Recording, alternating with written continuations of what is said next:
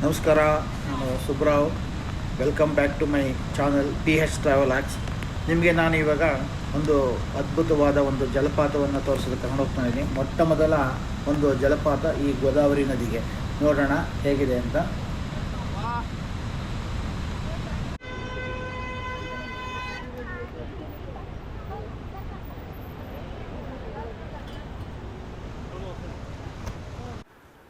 ನೋಡಿ, ಈಗ ನಾವು ನೋಡ್ತಾ ಇರೋದನ್ನೇ ಗೋದಾವರಿ ನದಿ.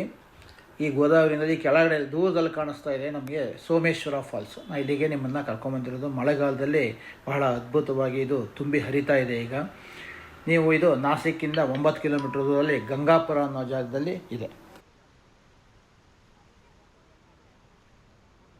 ಈ ಗೋದಾವರಿ ನದಿ ಭಾರತದ ಅತಿ ಉದ್ದವಾದ ಪರ್ಯಾಯ ದ್ವೀಪದ ನದಿಯಾಗಿದೆ. ನಾಸಿಕ್ನ ತ್ರಯಂಬಕೇಶ್ವರಲ್ಲಿರುವ ಬ್ರಹ್ಮಗಿರಿ ಬೆಟ್ಟದಲ್ಲಿ ಹುಟ್ಟುತ್ತೆ. ಆನಂತರ ಬಂಗಾಳ ಕೊಲ್ಲಿಯವರೆಗೂ ಹೋಗುತ್ತೆ. ಇದು 1465 ಕಿಲೋಮೀಟರ್ ಅಷ್ಟು ಉದ್ದ ಇದೆ.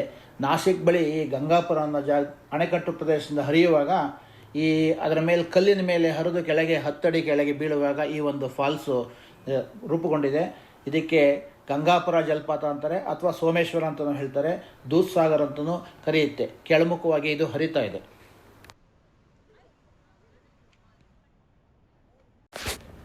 ಬಂದಿರುವ ಎಲ್ಲ ಪ್ರವಾಸಿಗರು ನೋಡಿ ಈ ಬ್ರಿಡ್ಜ್ ಮೇಲೆ ನಿಂತ್ಕೊಂಡು ಫೋಟೋ ತೆಗೆಸ್ಕೊಳ್ತಾ ಇದ್ದಾರೆ. ಮಳೆನಲ್ಲೇ ಛತ್ರಿ ಹಿಡ್ಕೊಂಡು ಮಳೆನೂ ಲೆಕ್ಕಿಸ್ತೇನೆ ಫೋಟೋ ತಗೊಂಡು ಈ ಒಂದು ಜಲಪಾತವನ್ನು ದೂರದಿಂದ ವೀಕ್ಷಣೆ ಮಾಡ್ತಾ ಇದ್ದಾರೆ. ನಮ್ಗೆ ಆ ದೂರದಲ್ಲಿ ಕೆಳಗಡೆ ಧುಮುಕ್ತಾ ಇರೋದು ಮೇಲಿಂದ ಕಾಣಿಸ್ತಾ ಇದೆ ಬ್ರಿಡ್ಜ್ ಮೇಲೆ. ಆದರೆ ನಮಗೆ ಆ ಫಾಲ್ಸ್ ನೋಡಬೇಕು ಅಂದರೆ ಈ ಬ್ರಿಡ್ಜಿಂದ ಹೋಗಿ ಆ ಎಡಭಾಗದಲ್ಲಿ ಸುಮಾರು 1 ಕಿಲೋಮೀಟರ್ ಅಷ್ಟು ನಾವು ನಡ್ಕೊಂಡೋಗಿ ಆ ದೃಶ್ಯವನ್ನು ನೋಡಬೇಕಾಗತ್ತೆ. ಅದು ಮಳೆಯಲ್ಲಿ ಜಾರ್ತಾ ಇದೆ. ಸೊ ಈ ಇದರೊಳಗಡೆ ನಾನು ನಡ್ಕೊಂಡು ಈಗ ಹೋಗ್ತಾ ಇದ್ದೀನಿ. ನಿಮಗೆ ಅಲ್ಲಿ ಹೋದ್ಮೇಲೆ ಆ ಒಂದು ಮನೋಹರವಾದ ಆ ಸೋಮೇಶ್ವರ ಫಾಲ್ಸ್ ದೃಶ್ಯ ನೋಡಿ ಹೇಗೆ ಕಾಣಿಸ್ತಾ ಇದೆ. ಮೊಟ್ಟ ಮೊದಲಿಗೆ ನಮಗೆ ಇಲ್ಲಿ ಕಾಣಿಸ್ತಾ ಇದೆ. ಸೊ ನಾವು ಇದನ್ನು ಇನ್ನೂ ಹತ್ತಿರದಿಂದ ನೋಡೋದಕ್ಕೆ ಪ್ರಯತ್ನ ಪಡ್ತೀವಿ.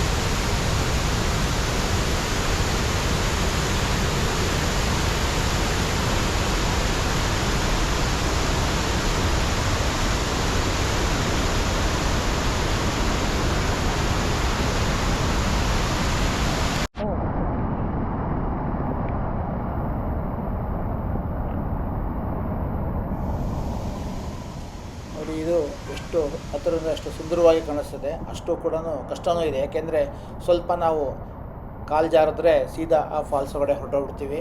ಸೊ ನಾವು ಕೇರ್ಫುಲ್ಲಾಗಿ ಆ ಹತ್ತಿರದಲ್ಲಿ ಹೋಗಿ ಅದು ನೋಡಬೇಕು. ಎಷ್ಟು ಗೋದಾವರಿ ನದಿ ಬೋರ್ಗೆ ಹರಿತಾ ಇದೆ. ಇದೇ ಗೋದಾವರಿಯ ಮೊಟ್ಟ ಮೊದಲ ಫಾಲ್ಸು.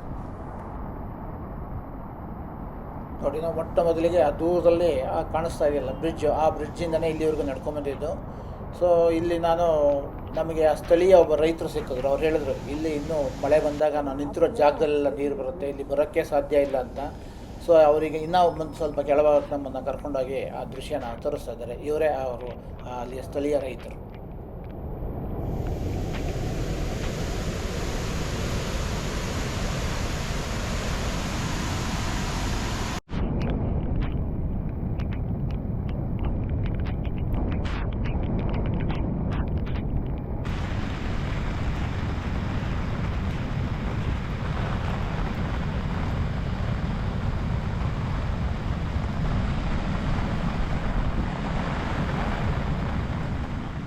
ನೋಡಿ, ಆ ಸ್ಥಳೀಯ ರೈತರ ಜೊತೆ ನಾನು ಇನ್ನೂ ಕೆಳಭಾಗಕ್ಕೆ ನಡ್ಕೊಂಡು ಹೋಗ್ತಾ ಇದ್ದೀನಿ.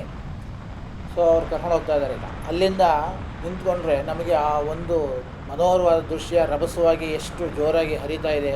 ಸಂಪೂರ್ಣವಾಗಿ ನಮಗೆ ಈ ಒಂದು ಸೋಮೇಶ್ವರ ಫಾಲ್ಸು ಇಲ್ಲಿಂದ ಕಾಣಿಸುತ್ತೆ. ನೋಡಿ ಈಗ ಹೇಗಿದೆ ಅಂತ ನೋಡೋಣ.